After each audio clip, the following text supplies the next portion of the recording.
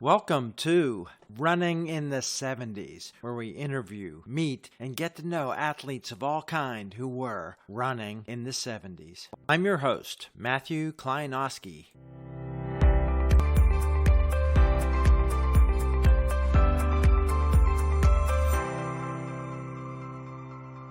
Today, we're back in central Pennsylvania with a Pennsylvania runner who's moved around a bit, has a career in coaching, and has maintained competing in masters sports other than running. Welcome today on the podcast, Glenn Stevens. Hi, Glenn. Thank you. Thanks for having Glenn, me. great. Let's tell people your origin story as a competitor and as a runner. Where'd you grow up and how did you get into your first racing or sports? I grew up in what now people would call a Rust Belt town in central Pennsylvania that was very prosperous when I was growing up there because Piper Aircraft, which produces small planes, and at the time had actually produced more planes in Lock Haven than the rest of mankind throughout history, over 100,000, because the Piper planes were very easy to produce. So I lived in a town that was booming in the 60s and 70s, and then, like many towns, fell on harder times. I was a terrible athlete. I was sickly as a child and was like the last person picked in every sport until I was in 6th or 7th grade. In 7th grade, I started to basically grow out of my illnesses and things, so I was healthier. But then I had a growth spurt. Like many movies that portray these Rust Belt towns, it's either football that's king or in GARP, it's wrestling that's king. I was in a high school where there were only a couple sports to even do. The big sports were football and wrestling. I started running actually to get in shape for football in the summer of 1972. And during that summer, I watched the Olympics. I want to get your psyche at the beginning in terms of maybe before and then what happened through those Olympics viewing. How did you view competition? Having been a kid who's just getting a hold of a physical life now, was competition something important to you, and how did that develop? I was so bad at it. So there's a part of you, when you're the worst athlete picked, you want to at least get to be somebody who's picked. I had a neighbor who was an extremely good athlete. And in the early 70s, at least where we lived, high school athletes and junior high athletes, they didn't work out. They didn't tend to lift weights or whatever. They might do a little bit of stuff just before the season. So I had this neighbor who was older, 3 years older, high school, very talented football player, actually played for a bit. And he and his father tried out for Penn State. He was doing these very rigorous workout routines. And so I started the actual first, I think you could call it, training run. We lived just outside a small town called Mill Hall, Pennsylvania, that's just outside Lock Haven, where Piper Aircraft was. We used to do this thing we called the loop, which was this sort of 2.5 mile path that finished with a hill. So I went out with him and he was already in shape. And the first time I couldn't do the entire loop and the hill killed me. I remember walking up it and it seemed like a 30-mile run. But then over time, I got in better shape and I could do the loop with him. And he was training for football, so he would also do sprints and lift weights and things like that.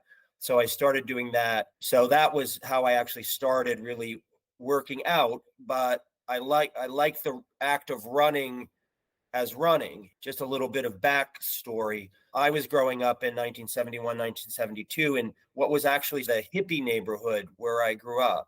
And it's important for running purposes because we not only were the kids that had long hair, but we had that kind of rebellious, individualistic spirit that doesn't always sit well with team sports. And when I was in high school, we still had corporal punishment. Teachers would paddle you.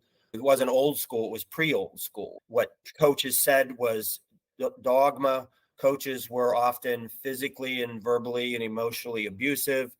Because we were a hippie neighborhood, as you can imagine, many of the hippies either didn't do athletics or they did music or art or something like that because it's more simpatico with being a hippie. But there were a couple of us who had long hair, but also did athletics. At least in my case, the kind of ingrained anti-authoritarianism that I had, and that's not only because of hippies, but because part of my character and also part of my family's history.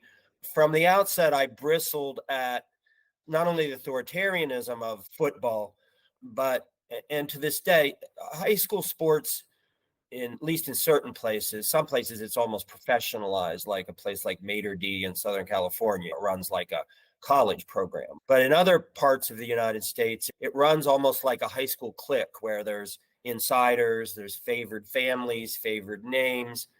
And I had a bad experience because I was a bad athlete and I couldn't play football with the other people in my neighborhood. Like I wouldn't get picked, or they would bemoan that they picked me. I used to want to play football, but I would punt because I could do that by myself. So I'd go out in my backyard. There was a field by my house, and I'm flexible to this day, and I would punt the football, both because I had flexibility and because it's something I practiced. I was actually a fairly good punter when I played football. To make a long story short, I was passed over for punter because a person that was a favored person, even though I was punting further than him in the tryout, they said this other person will be the punter. Things like that were bothering me, the authoritarianism. And one little sort of historical factoid, there's a legendary football family, and probably the most famous of them is Matt Suhey. They played for State College High School, and then Matt Suhey was the blocking back to Walter Sweetness Payton. The Suhey brothers came in waves, one after another, Paul, Larry, and Matt, and were sequentially, when they played, they were not only the leading rushers and the record holders, I think until Tony Dorsett came along at Aliquippa, but they had long winning streaks. There was a period where State College High School, not only because of the Sueys, they always have a good program, but had a 60-game winning streak or something like that. The junior high football team that I played on was the only team to ever beat the Sueys. Ah, that's great. But yeah, those guys were also shot put and throwing state champions in track. They were. And to give you an idea of, so I was the second fastest person on my football team, to digress a little bit into football and athletics.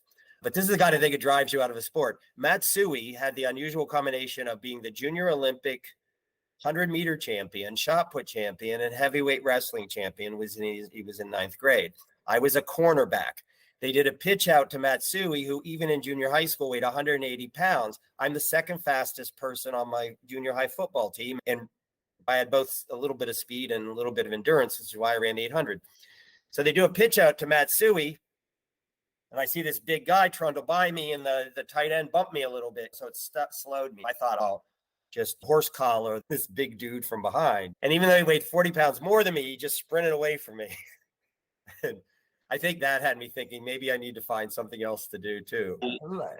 During this time, the Olympics are coming. How did that affect you in terms of what had you known about running and idols and heroes? Of course, Frank Shorter, Dave Waddle. What had you known of those guys before you watched the games? And how did it change? Yeah, my first memories of track and field were 1968 when I was 10. I remember watching Wyoming Attias win. And I don't know that it was the same night. In my memory, it's the same night. And I saw Bill Toomey run what was the fourth fastest 400 in those games at the end of a day of decathlon at altitude. There was a CBS Sports Spectacular in that era, and there was ABC Wild World Sports. Because those programs mixed track and field in with all sorts of other things, most of us, we watched the USA Russia meets and things like that. But it's the 1972 Olympic trials, which are legendary, among other things, because it had the stop pre-shirt and the go pre-shirt. It had these incredible stories like Jim Ryan's comeback, the emergence of people like the Florida Track Club people, Rick Walhooter, and Frank being one of those, Frank Galloway and Jack Batchelor. But just had all this incredible drama. You even had drama in like the shot put with Brian Oldfield wearing a fishnet, what the British call string vest, Speedo bikini, smoking cigarettes in between throws. So if you're in the sort of hippie kind of mindset, there was something for you there. But even in terms of just aesthetics, track and field at that time, and more like the AFL and football, the NFL and football tended to stay pretty crew cut and Dick Butkus looking. But track had also, or at least some tracksters, had begun to develop that hippie aesthetic. And Frank had some of that, and longer hair. Was in many ways, that exemplified that rage against the establishment, hippie or not. And did have fairly decently long hair, but both and Frank in their own ways were rebels and had that aesthetic. I like the way Pre ran, even though like later I would hear more of the stories. But I remember even then, just from TV, and because I liked running, I started going to the newsstand and getting Runner's World and Track and Field News. But there were these great quotes from Steve Prefontaine about running to see who had the most guts and running from the front. That all just fascinated me. And I watched which 1972 Olympics was a mix of really horrible, tragic events, not only the Israeli athletes being victims of terrorism, things like Bob Seagram's poles not being allowed, both Walhooter and Jim Ryan falling in heats, Pre missing out on a medal by a lean, Frank running into the stadium, and even though he's winning, there's this imposter, and Eric Siegel, the author of Love Story, saying that Frank's looking at the guy, even though Frank later said he didn't see him.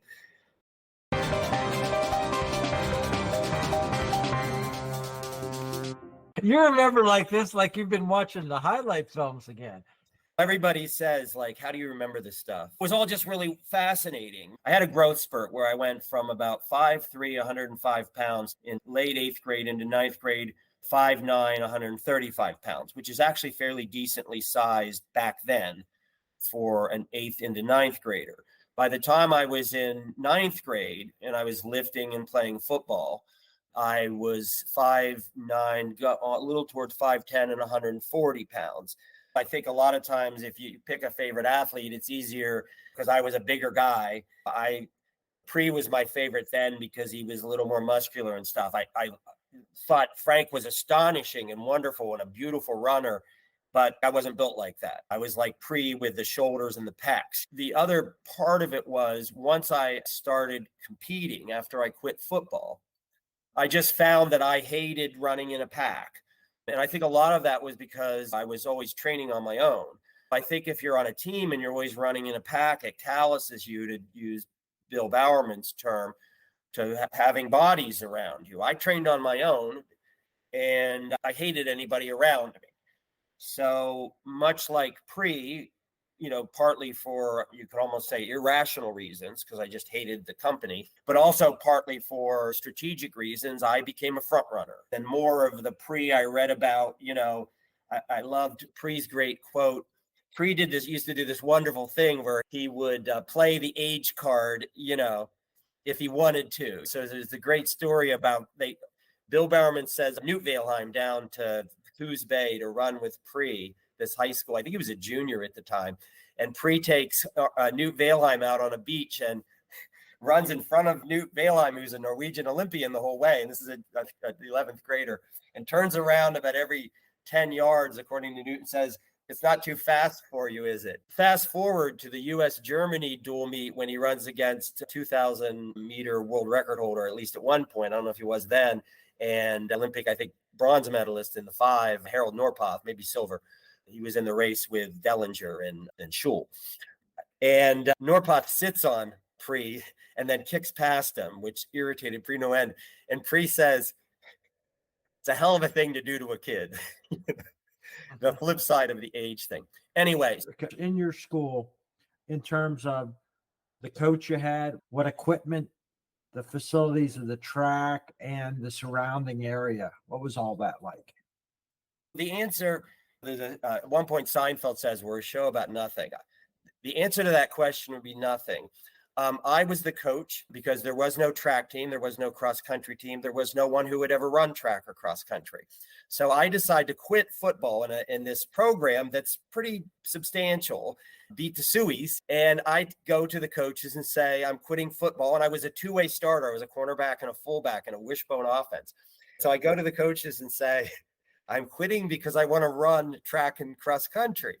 And they look at me understandably like I'm insane. And they said, we don't have teams. And I said, yeah, I know, but I'll have to work my way around that. So I had no coach. I had no track. I had no equipment. And running shoes where I was were, and this is part of the sort of running in the 70s, that we live in an era which is so different with online ordering and Amazon and things being dropped at your house. People often don't remember that in the 70s, not only where I lived, did almost no one run. People ran for sport. They run track and cross country, but typically you didn't see people out running. There was a brief little mini running boom when Bill Bowerman and Cooper and Lydiard created this little burst of jogging in the 60s. And occasionally in the 60s, you'd see a mom out in street clothes running around. But by the time I started running in sort of 71, 72, you were typically running in regular sneakers like a Converse or like a basketball shoe. Running shoes were almost impossible to find. I lived 30 miles from State College, and there was actually a running shoe store in State College where Penn State is. And Penn State had the Nittany Valley Track Club, and Penn State had a lot of great runners in the 70s. So sometimes we would go to State College and get running shoes. But even there were only 2 or 3 running shoes, and they were all blue and white. There was, in the beginning, and this is pre-Nike, so there was an Onitsuka Tiger that you could get that was blue and white. And then a little while later, there was an Adidas that you could get. But those are the only shoes you could get. Right. The other thing is there was nothing else. There weren't T-shirts. T-shirts in the early 70s where I grew up were associated with greasers from the 50s, like the Fawns. People that competed for a school would have a T-shirt that was gray, usually, that would say high school track. That was the limit of T-shirts, and people didn't wear T-shirts. There was also there were sweats, which people would wear, if they played tennis or something, like the big baggy gray, traditional sweats, but nothing else. Eventually, what I had to do to get things like warm-ups, like the kind you would see in the Olympics, is I would actually go to a shoe store in my hometown in Lock Haven that sold literal tennis shoes, like the famous Arthur Ashe and the Rod Laver, like those legendary Adidas tennis shoes. And they had a physical hard copy catalog. And my mother and I would pick something. And it would take, I guess it came on a boat because it would take months to get it. It wasn't like Amazon where you'd get it and you run it in 2 hours. So if my shoes were wearing out, say at the middle of the summer, at the beginning of the summer, I would have to say it's going to take 3 months to get a pair of shoes if I didn't like the ones that I could get in State College. So there was nothing. What year, when did you get into your first race representing your school that you were counted as a legitimate high school athlete? I'd been running with this guy, a little bit of endurance. And once I quit football, I started running longer. And I already had speed. We did all kinds of sports. We did sports constantly. So in retrospect, you were thin and in shape. So it was easy to pile on. And in many ways, looking back, the British have this model that if you build speed early, like Sebastian Coe and Ovett, who were like sprinters when they were young, or long sprinters, you can pile endurance on. So I was already fast, relatively, for a 9th grader by that time. When I started to pile on endurance, not huge amounts because you get injured in 9th grade, but my first race was a 3:19 marathon after just a couple months of running. Then about 3 months later, I ran in a junior Olympic meet. And my first race, in retrospect, had it not been a different context, different competitors, I would have looked back and thought it was fairly spectacular, or not spectacular, but good. So I went to this junior Olympic meet. This guy in my hometown was trying to start a track club. Lock Haven University is famous to this day for coaching, creates a lot of coaches, trainers, and things like that. That helped me a lot with learning how to coach myself because, like a typical track geek, I would spend my weekends reading Track and Field Technique, how they train, Track and Field News, Runner's World, everything I could get my hands on that related to physiology when most kids were out doing the typical high school things. But this guy was trying to start a track club. He held a junior Olympic meet. I competed in a mile. It was my first race that I'd ever run. And I ran 5:20, which is a pretty good first race for a 9th grader after 6 months of training. It's not Jim Ryan, but it's not bad. But I ran in a race with a runner who later ran for State College, 2 runners. They ran for State College. One was in 10th grade, a guy named Dave Mengel. And Dave Mengel ran also known as Marty Mengel. And you always had to wonder who you were talking to because people would go back and forth with who he was, right? They go, Marty Mengel. But Marty Mengel and Dave Felice. Marty Mengel, even in 10th grade, he was like a 4:20-something miler. And Dave Felice, who later ran for Penn State, including on a lot of spectacular. Dave Felice is later Pennsylvania state champ and in the mile. and then goes to Penn State, which is loaded in that era throughout the 70s with the great Harry Groves as coach. But I ran against Dave, and we were both in ninth grade, and he runs a 4:33. So I see these two guys running like low 4:30s, and I'm not lapped, but I was probably in the back stretch when they finished. So I thought that was pretty terrible. And then we ran the 800, and a fairly similar result. I ran 2:14, which was a little better, I think. If you did the Purdy tables, I'd get a little more points out of that. But just my second race. Dave Felice, after he ran something ungodly, 2:05 or something in ninth grade with little effort way up the track from me. And he said, I don't want to do that in Philadelphia in the regional meet. If you want to do that in Philadelphia, you can. So I told the meet organizer that. And so the meet organizer who was going to go to that meet said, I'm going to do it anyway. So I take you. So his name was Lloyd Peters, and he's a fairly known person in 70s running also in his own regard. Lloyd took me to Philly. I'd run 2:14, I think, in Lock Haven, and I ran 2:13 in my second race. And I think I was seventh in the regional meet or something. Felt terrible. Learned my lesson in sometimes warm up, you're awful, and then you're decent in the race. I ate a ham sandwich on the ride down and had horrible heartburn. When I was warming up in a field adjacent to this track, I was stung by a bee. So it was just off when it was only my second competition. So I went out and I actually ran okay, 2:13. And in my first 2 years, most of my meets were all comers meets, some of them in State College at Westerly Parkway High School, which Harry Groves had a role in organizing, or at East Stroudsburg College. In the fall, Penn State University's Nittany Valley Track Club used to have these wonderful races where they would stagger you in terms of time, but you would also have to predict your time. One of the winners was who predicted their time best. So even if you ran, there were 5 miles around the Blue Golf Course, which later was the site of the NCAAs when Paul Stemmer finished 4th. You could be the dead last runner, but if you picked, I'm going to run 5 miles in 60 minutes, and you ran 60:01, you won the trophy.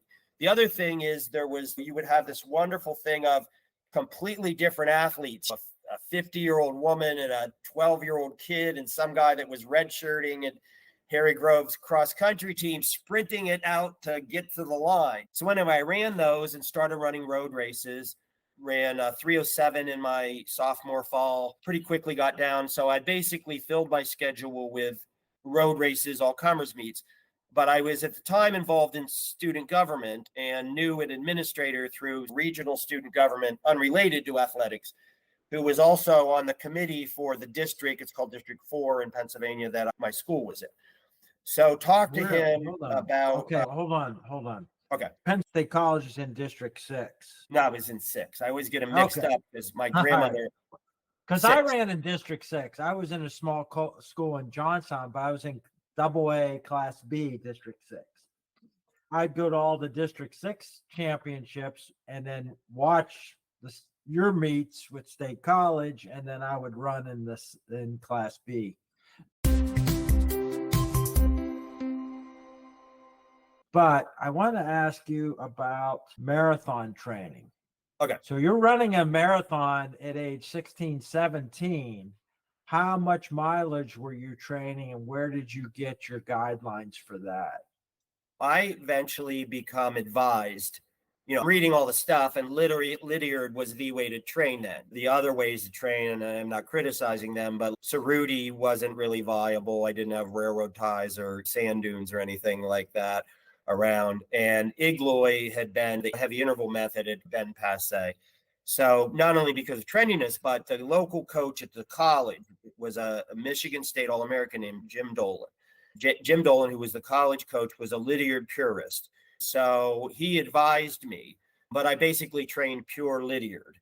People didn't used to talk about the 10% rule back then, but I had read enough basic physiology that I knew that I had to up my mileage gradually. And God bless them, they were able to do this in high school. But I had read about Jim Ryan, even though he's a miler, doing astonishing mileage, but even more so Merrick and Lindgren, and later some of the Californians doing 200-mile weeks and things. So I knew I had to gradually ramp it up. So went like about 20 to 30, 30 to 40 average, 40 to 50, 50 to 60, like through the years. You're running a 26-mile marathon on maximum 50-mile weeks? Yes. First of all of my running was just me, right? So there's never any trying to keep up with a guy and redlining it and stuff. So almost all of my running had this very casual quality. Sometimes because I lived out in the sticks, literally, where there was nothing to do, I would sometimes run 2 and 3 times a day. I would always run in the morning, and then I would run it after school almost every day. But sometimes I would go out at 10 o'clock at night and run a couple miles. A little backstory to that. Some of that was because I liked running, but at the time my parents were going through a divorce, and there were also times when I had to get out of the house. Thankfully, it was in an era and a place where it was safe. Now it's not particularly safe for a 9th grade kid to go out in the dark, pitch black, and run. But I would go out and run a couple miles. So and what was it like when I was doing that same era? What was your reaction? You talked about the jogging book had come out. It wasn't absolutely from the moon that you were out there running, but what was the reaction of cars when you went by and they went by? Did they honk? Did they like it? Did they? What happened? I'm so glad you asked that, because we live in an era where everybody runs. People don't realize that you used to get harassed when you ran. I guess if you were with a team or you were in a place that had a team, maybe people would go, that's a guy that's on the local team. But I'm just this nudnik out there running by himself in the middle of a farm country. The best book about this is Hal Higdon's On the Run from Dogs and People, that captures that era. But for people that are running, even just once you get into the running boom, just even 5, 7, 8 years later, it's hard for them to fathom. But you used to get harassed. So the standard pat harassment in that era, and people harassing runners weren't particularly creative in their harassment, was they would say 1, 2, 3, 4 to you, which in retrospect, I assume was a kind of a military thing that they associated with, like in the movie Stripes, where people were out there, Bill Murray and Harold Ramis and John Candy, running and counting. If it was somebody who didn't look like they would murder me for talking back, my pat response to that used to be, and often it was like, you're in the middle of nowhere and it's a scary looking guy's counting at you. You got to be careful what you say. But if it was somebody who looked like they wouldn't murder me, my pat response was, when they would go, hut 2, 3, 4, hut 2, 3, 4, I would say, is that all the higher you can count? No, I used to just go 5, 6, 7, 8. But that's even better. Yeah, yours is a little bit more. And they would drive away. Lock Haven's a strange place, because even though it's in the relatively rural, it has this university that's very phys ed. Because of that, even in the 70s, there was a lesbian community of note.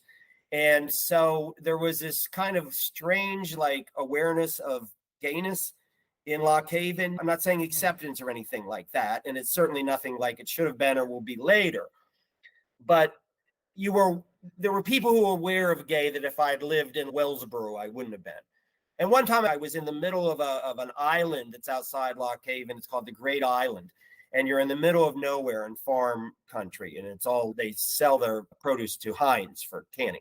The middle of nowhere, just tiny little shorts like we all wore back then, not the big old basketball shorts that come later. I was basically sexually harassed by this carload of, I knew and I know subsequently that they were gay. I'm not stereotyping. So you got harassed, you got yelled at. But there was a flip side to it, was you could also, the people that were nicer, you could get a reputation just from running. So I became known as the guy who runs. So to this day, I'll see people that I haven't seen for 70 years and they'll say, do you still run? The other thing about this was my grandmother and uncle, who helped raise me along with my mom, they lived in a town called Jersey Shore that's between Lock Haven and Williamsport.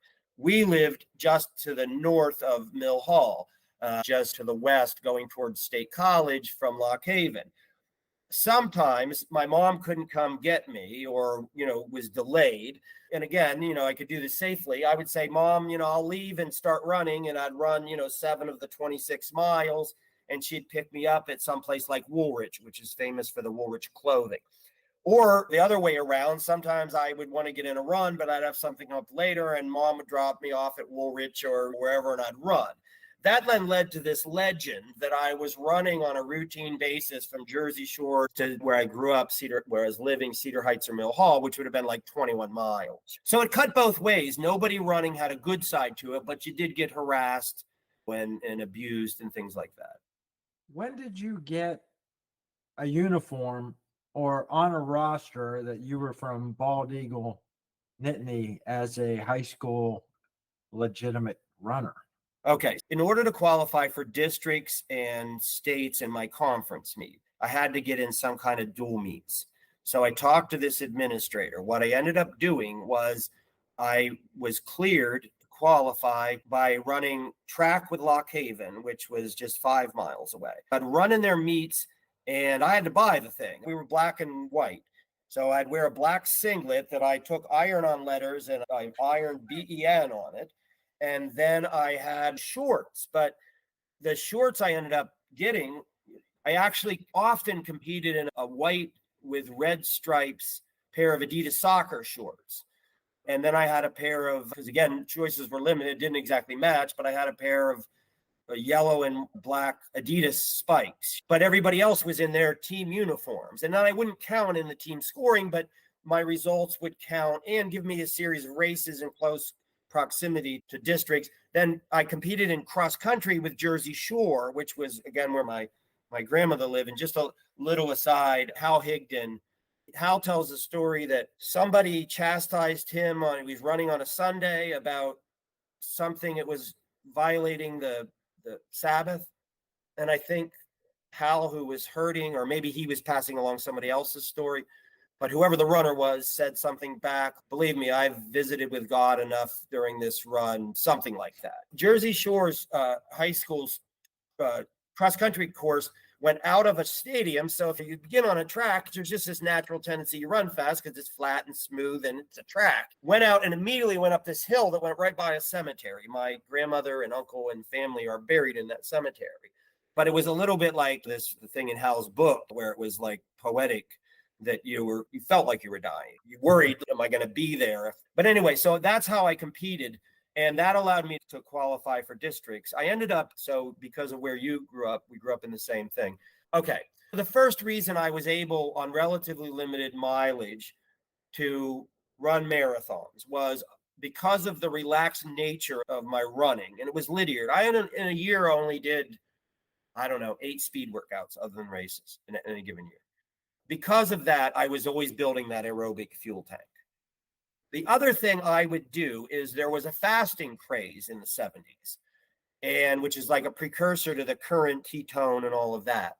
In that fasting craze, I got doing that, and I used to fast on Fridays. I was from a relatively poor family. Friday nights, Saturday afternoons to evening, and then Saturday afternoons, I would work at a sub shop. I would fast from dinner time on Thursday through when I worked on Friday. I think Fridays would close about 11, and I would go home having not eaten for about 24 hours. And then the fasting book had said that this was good for you. It flushed out toxins and things like that. And I would go do a run on that fast at 11 o'clock at night on a Friday night. In retrospect, because I was never passed in a marathon after 6 miles, you have people going back and forth in the early miles, but I was never passed after mile 6 in a marathon all through high school. Ended up running 3 hours and 3 seconds at God's country, which is a story in itself. I think one of the reasons I held up well in the marathon is, without realizing it, is I'm almost doing like a ketone thing. Leaving aside the physiology, when I would do those runs off of fast, and sometimes I did it a different day, it was awful. I felt awful. And you are in an early stage of ketosis. It not only, I think, physiologically prepared me for the late miles of a marathon, physiologically, but to go back to, again, Bill Bowerman's great term for this, calloused me to the psychology of what that feels like. I wouldn't panic. I had experienced this. I ran in high school, gradually dropped down 3:19, then 3:07, then 3:03, then 3:02, then 3:01, and then 3 hours and 26 seconds. Had I just one second and a tenth each mile, would have broken 3. And then at God's country, after I graduated from high school, with a 3-mile hill in the middle of 3 hours and 3 seconds. During that whole period, I don't think I ever ran more than 12 miles. Wow.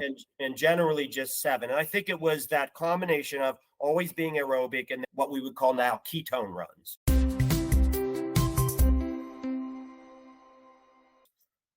Well, let's talk about what it was like marathoning then. How big were the races, run fees, numbers, aid stations? What was it like? So, as your other participants, interviewees have probably said, it had a beautiful simplicity to it. Many of the races, which were held by Harry Grove's wonderful Nittany Valley Track Club, you showed up, you paid maybe $1 or two. There wasn't a gun. Typically, there was a whistle, or I don't know, maybe just somebody said go. You ran down the road. There was a guy with a stopwatch at the finish line, and he yelled at your time. A lot of times you look back, how did we do whatever before there was internet? I guess in the mail, you got a piece of paper that said you ran such and such time. So first of all, it had a beautiful simplicity. It was also very inexpensive, which was wonderful. Now, once you got in a marathon, when you ran a marathon, and this isn't in pre-running boom, a marathon might only have 30 competitors. If you only have 30 competitors in a marathon, you end up running, unless you're lucky enough or unlucky enough to have somebody right beside you, depending on how you view it, you end up just out in the countryside running. There weren't aid stations. There were rarely splits. If you got splits at all, Harrisburg Marathon had splits every 5 miles and at halfway. Nittany Valley Track Club, I don't think they had splits. One of the reasons you didn't have splits is affordable chronographs didn't exist yet. Splits depended on a stopwatch, which at the time cost like $100. So everybody didn't have watches or clocks that they could just click.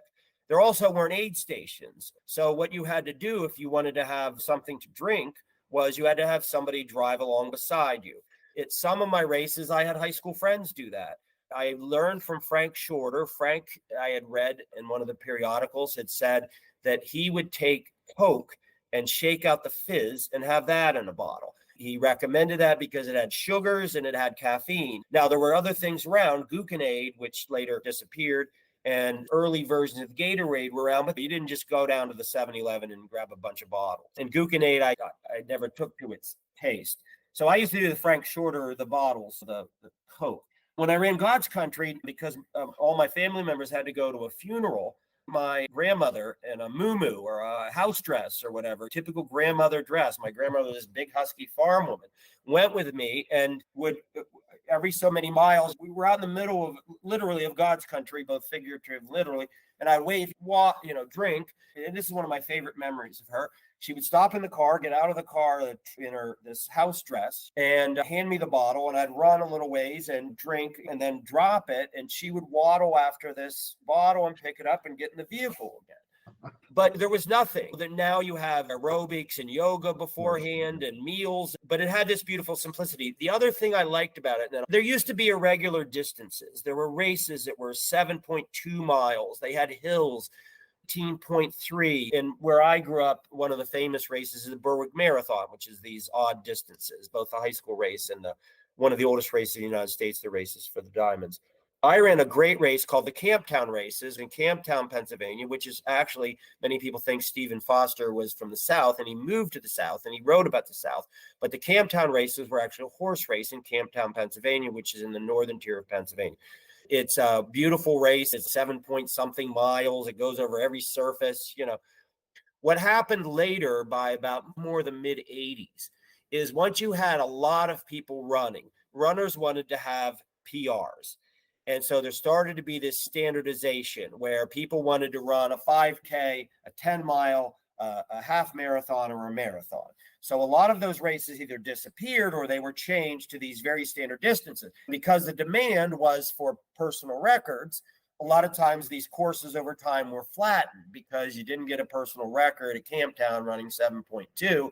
Instead, you'd go to some 10K that was pancake flat. The 70s had that almost topological variation that was great. But it was very different when it was simple. And we later, Charleston popped up for those of us in Pennsylvania, as you would know, because you were from Johnstown. But I remember going to Charleston distance run. I ran that twice. I think I was a sophomore going into my junior year. And then I think there were 1,500 people. And we were used to races at 30 people, 50 people. Harrisburg Marathon, I think, had 100 or 200, but that seemed huge. And the 1,500 people, and if you ever watched or seen done the Charleston, you start out flat and then you cross the river and then you go up this hill. And so you can see, especially if you're a high school guy, if you're Nick Rose leading or one of the great runners from that area, you're up that front, but you see this string of people. That's the most people you've ever seen running. And I was always had good pacing because like I've told you, that way I trained. I was always good at the end of races. But I remember in this 1,000-person race. There were places where it was a little bit like something I experienced at some of the big triathlons later, where it's like climbing a ladder. You're passing people every 5 meters, which is wonderful. If you're dying, the numbers are horrid. But yeah, it was a beautiful, simple era, and it was inexpensive. Let me ask you a couple things about that before we get into the high school competitions. With these small races, were you seeing the same people all the time? Was there other people your age? Were you aware of your pace? As your time is dropping down, did you have any goals, or did you just want to run another race? Because you knew your time. What was your sense of pace? When you showed up at the line, how many of those 30, 35 people did you know each other? Was that part of a community? Yeah, so it became a community. It depended where you were. My early races were these Nittany Valley Track Club races, which is a relatively closed universe. Some of the adjacent areas around State College. All comers meets again. So the two all comers meets, we would go to East Stroudsburg and run. I think we'd do that like on a Thursday, and then we would go to, sometimes we'd go to Mansfield, and then we'd go to State College on another day. A lot of times they were the same people. So you got to know people like, say, Harry Groves, who was a runner, ran competitively, not just coach Penn State, but he'd run the mile. Yeah, there was relatively close community. You'd get to know people. As far as pace, I ran a 3:19 marathon in my first marathon. My first road race was organized by this guy, Lloyd Peters, who was trying to start this road race. And the other runner in it later became a very good runner, but was a little boy named Gary Steiner. And Ray Steiner was his dad. Ray eventually became almost like a father to me. My mother would take me to Ray's to go to East Stroudsburg, and then when Ray would come up, and he would have this carload of crazy kids from all these high schools and take them to these meets. So that was its own little community, like the Steiner Mobile. But Gary Steiner was actually, when he was a kid, Ray had him running marathons in elementary school, late elementary school, which I know now would be controversial. But Gary was actually a world record holder in a number of early ages, 9 or 10 or something like that. Then later, Gary, I think he was closer to 12 or 13, but he was smallish, was the whatever it was, age group record holder in the steeplechase. But he was so small that he would actually climb the steeplechase barriers. He couldn't have thought of hurdling them. So he'd throw his leg up almost like a high jump. There was a whole community. Gary later he's a friend of mine to this day. He's a great coach himself, and his dad has passed away. But so there was a whole community. But my times, one of the things you would do is pace was dictated by what your personal record was, conditions. For instance, when I would run all these 5-mile predictor races at State College, you got to predict the time. So you think about what can I run, because you want to predict, right? So I was running about when I was a freshman into my sophomore year in the fall of then. These were my cross country races because I didn't have a team. These Penn State, these all comers cross country races, I'd run like 30 minutes. So then obviously you've run around 30, 33. Your goal is going to be to get your 29s, and then the next year to 28s. So it would come down like that. Yeah, I'm thinking about the marathon where you're not getting any feedback. You've run a 3:19, and next time you go out, you're like, I just want to run faster in 3:19. Did you care? Did you have any sense of where you were? Did you have your own watch? I didn't have a watch. And you really set me up, because the next thing I was going to talk about, so I'm running these 5 miles, right? 30-ish, 30, 31. And I know you got to pace yourself in the marathon. I go to Harrisburg Marathon, which I think had a 5-mile split, a 10-mile split. Now it's a different course even now, but the Harrisburg Marathon used to go along the river and then go out to Linglestown and then come back down. But my first time I ran it, it was just an out course that finished at some horse racing amphitheater, God knows where. But so I get it. I know you got to pace yourself. So one of the things I would do is I would tell myself, just relax. People would pass me. I didn't get in the mono a mono, but I get to go out and basically when I go to get my 5-mile split, because there's no split until 5, I was just within 30 seconds of my 5-mile PR. So I immediately basically said, you got to slow way down or you're not going to finish this thing, So slowed way down, but that was always the danger when you didn't have any kind of splits. And if you had misjudged it, I wouldn't have made 10 miles. But so what I did was I slowed way down immediately, ended up running 3:07. But from then on, the chase was to break 3.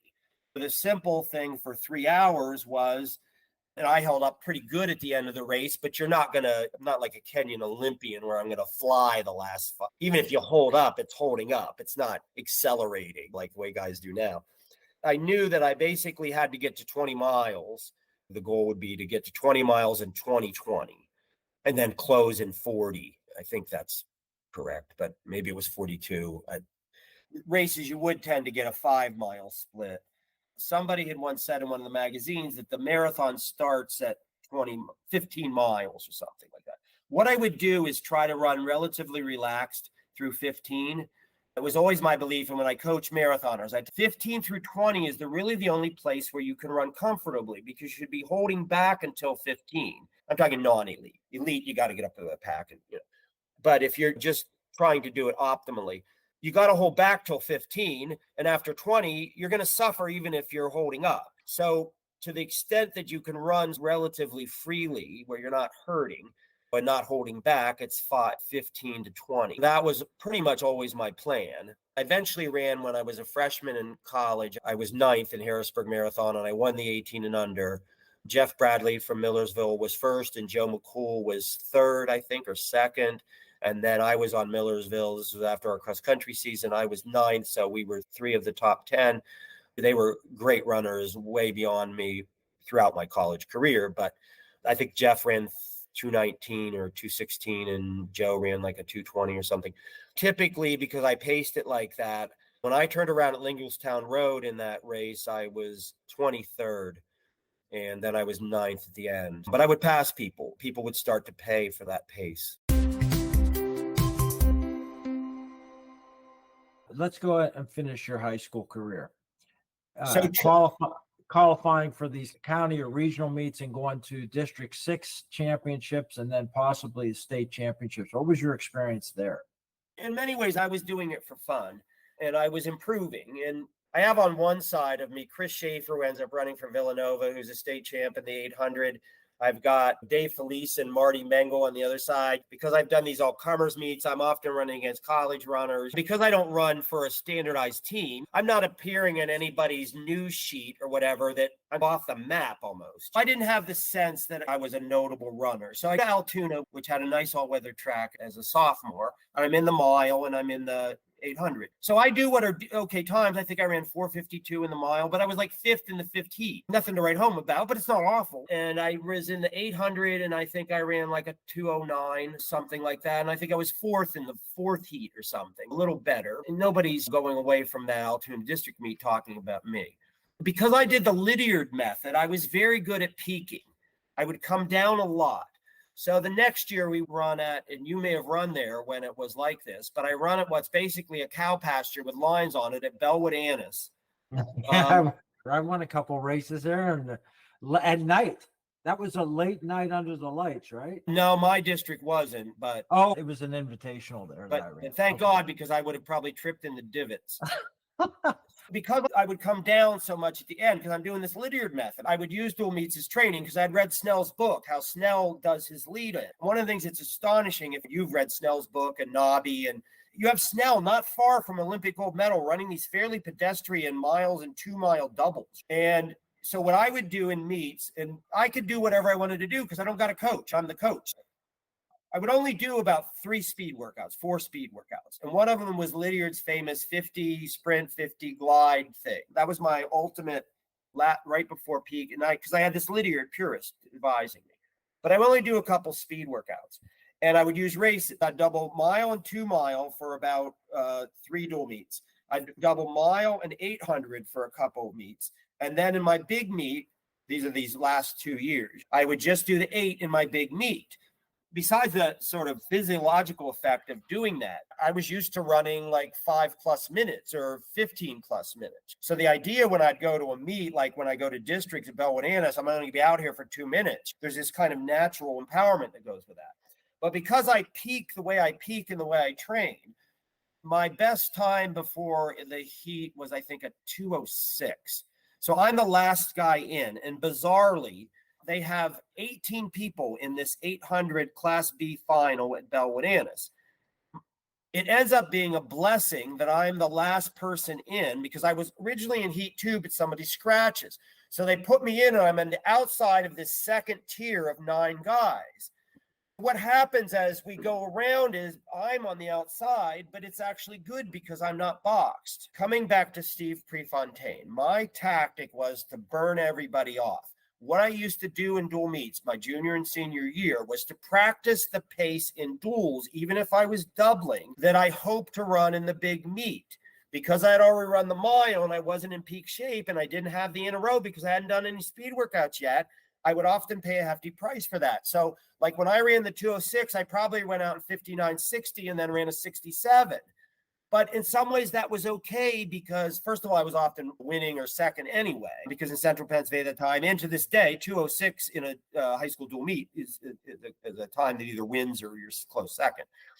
Again, Bowerman calloused me to that fast lap. Then when I got in a big meet with a little bit of anaerobic training under my belt and a little more rested, the goal was to hold that pace that I couldn't have held 2 weeks or even 3 weeks earlier. So anyway, I get in with this 205. I'm on the outside and everybody comes around and I'm not boxed. Now remember, I'm like fourth in the fourth heat the previous year. As we come to the lap, I go past everyone running fairly. I mean, you're not ever relaxed in an 800, but I'm not like hauling. And I run into second place. And I remember thinking in my head, expletive, I'm second in districts.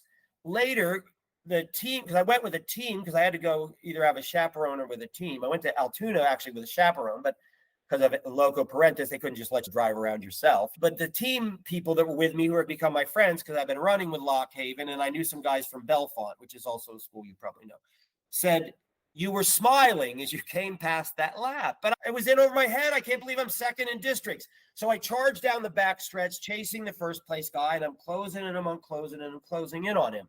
I had been told by the Lock Haven coach, and the previous year, 3 had went to states. So as we come into the last 50 yards, I'm in second. This guy comes up on me, and you're hurting at the end of 800. You got to have something motivating you. I think just whatever, I made stage. And this is such an improvement over fourth in the fourth heat. Later, it turns out they cut it to 2, right? But anyway, end up third in district, Class B. All 3 of us broke the district record on this cow path. I ran 2:02.7 in an 880 on this cow path. Divots but I was on a whole new level. All of a sudden in that area, I was a decent runner. What year was that one? That would be 75. 75. Was that Jim Lambert and John Murtha? Exactly. Okay. Because you're setting me up beautifully with these questions. I went to school with Jim, and after high school, I moved up to my sister's right down the street from Murtha. I was on a 4x100 relay at the Junior Olympics after that. And John and his brother Pat, and we're like, hey, let's just run all the events at this meet. Yeah, I'm a miler or 2 miler. And can you handle a baton in 100? Yeah, I know those guys really well. But that was, I watched that race. So I saw you run that race. I don't remember the dynamics because I was focusing on, is Murtha going to beat Jim Lambert or is Lambert going to beat Murtha? Because they were. Well, so those are probably who's second, first, and third or second around me. I was surrounded by all these really good 800 runners. Now, I wasn't on a level of Chris Schaefer or Dave Felice, who were running like 155. So in the Ray Steiner mobile, who was from Millersville, I competed throughout school with this guy named Jim or John Brenner. I may be confusing him with a shot putter from UCLA. Brennan. I may even be messing up the name. But he was 800 champ when I was a junior. And we went back and forth for ages. We'd go to these all-comers meets, and he would almost always beat me, but not by huge amounts. So then I have him. And then I have a guy who I think ended up being maybe beating one or either Murtha or Lambert if they were younger, but a guy named Mike Frederick, we called him Freddie, who was from Loyalsock. And he was state champ for second. And then you have Murtha and Lambert. So I was right in the thick with these people who were state champ. When I moved towards my senior year, I wanted to be state champ. For a year, I trained to be state champ. I would go out and I was still doing this thing where I was running at night. And I used to run at Friday night. I don't know if it's Pre or Frank or somebody, but somebody had this great quote about you're running when the other guys aren't. But I used to have this thing, again, still working in the sub shop, where I'd go out and run at 10 o'clock at night on a Friday night. And I would figure, now we weren't big partiers in Southern Pennsylvania, that band. People didn't, drink and go out and stuff. But they were doing typical high school fun stuff, or they were watching TV, or they were asleep. Throughout that whole winter, I went out and ran on Friday nights, did this loop around this. So wait, your senior year, did you compete in cross country also? Your Yeah. senior year? Let's stop at your junior year just a second. Okay. 1975, state still held at Penn State? Yeah. Okay, so you went to Penn State and ran the PIAA state championship at Penn State. How'd that go? I'll tell you about that. So I never made states in cross. No, yeah, in high school, in track, in that 875. Did you qualify? No, because the coach told me 3 go when I go out and finish third. Oh, that year they did 2. Then they tell me 2. Back to student government. So I was in this very famous thing, and you probably remember it, called the State Student Advisory Board, which was famous, the Student Bill of Rights, Student Rights and Responsibilities, which standardized the law of Pennsylvania, everything, including paddling, discipline, or whatever. With Dave Felice, I was on this regional student forum for Intermediate Unit 10. It was like a regional student government. Dave was, I think, the president. I was vice president. But again, Dave letting me go do something that he could have done. Dave let me go to Harrisburg to be the rep of Intermediate Unit 10. At the time, it was the Secretary of Education who we would meet with and advise was John Pittenger, who's famous in constitutional law for the case involving whether the Amish have to go to school under the Constitution, called Meek versus Pittenger. Anyway, John Pittenger was a Franklin and Marshall professor who became the Secretary of Education. That meeting coincided with districts. I bombed my junior year. We ran at State College, Westerly Parkway, just one of those races where you go out and you're in it and then you just don't have good legs, and I bombed. That was my sophomore year. I didn't run my junior year because of State Student Advisory Board. That was 74. That would have been 74 fall. Yeah. And it was just because that was better resume building. And it's a tough choice. And if I probably knew what was going to happen my senior year, when I was running close to, you may remember the Settles from Kishkawillis. So they were in Class B. So I was also often in competition with the Settles because State College was A. I'd run 2:02 in the 800, and I ran earlier in the fall, I'd run like 28 minutes for 5 miles and 10 miles in the 50s, 58, 57, and like close to 3-hour marathon. So I knew I had the potential to make states in cross country. We were playing soccer in gym about 10 days out from districts, and a ball went between us, and I swung at the ball and kicked he was actually my neighbor, but kicked him in the shin and basically had these like small fractures. It wasn't bad where I needed a cast, but the doctor said, this is broken, it's hairline. You don't need to be in a splint, but you can still run. Don't run for a week. It hurt like crazy and I couldn't run. So I didn't run for a week, iced his foot, kind of like Pre when he rips his foot and sits at the hotel with his Epsom salts. But just sat for a week and then went to districts, and then I bombed. I ran 2 workouts just to get my legs back and bombed. So cross never happened. So I never made states in cross. And I think in many ways, the frustrations I didn't have any problem with my track career, except maybe what I'll tell you about next. But I didn't like my college career. And I think one of the reasons I compete, I never made states in high school in anything. And we can talk about track. I made states in college once. I didn't make nationals. I was the 8th man and the 7th man went. I made nationals in triathlon when I was 41. I made worlds in triathlon when I was in my 50s and then once in my 60s. So I think a lot of me sticking with it actually had something to do with these frustrations with my early results. How did your view of competition change over those decades then? Like how driving of it was it for you preparing in the race and how you had dealt with bombing out or succeeding? Yeah, one of the great things about what we now look back as the running boom is we trained hard, maybe too hard, arguably. But that's the year when you had 200 Americans who ran 2:20 in the marathon. And I explained to people that one of the reasons for that is everybody from the 800 up used to train like a marathoner. So the entirety of high school and college distance running, or certainly college, could do a decent marathon at some point. And whatever the thing, the Sebastian Coe and the kind of multi-tiered thing that comes later, leaving aside whether it was better for track and field, it hurt marathoning. So you go from this time when you had 200 220 marathoners to certain points, I think you have 12 or something, because everybody could go out and run a marathon. But that era, we were hard trainers. So when you fast forward that these old guys start doing triathlon and these other events because their feet and knees and whatever come going, and now some guys keep running. I ran college with a great, he was a steeplechase national champion, Greg Collar, started out at Penn, eventually ran for Millersville with us, was one of the guys on my team like Joe and Jeff and Dave Hummel and Charlie Trayer that I couldn't touch. But Greg Collar is one of these guys, had really good mechanics and weighed 135 pounds his whole life and is running 15 minutes when he's 60. But for many guys, the joints start giving out depending on how 20s, 30s, late 20s, 30s, 40s, whatever. That's part one with Glenn Stevens, just making it to the end of high school. More to come in episode 2. I hope you enjoyed another episode of Running in the 70s. Voices, stories, and memories of athletes who were running in the 70s. Until next time, wherever you are, keep looking forward and don't forget to look back.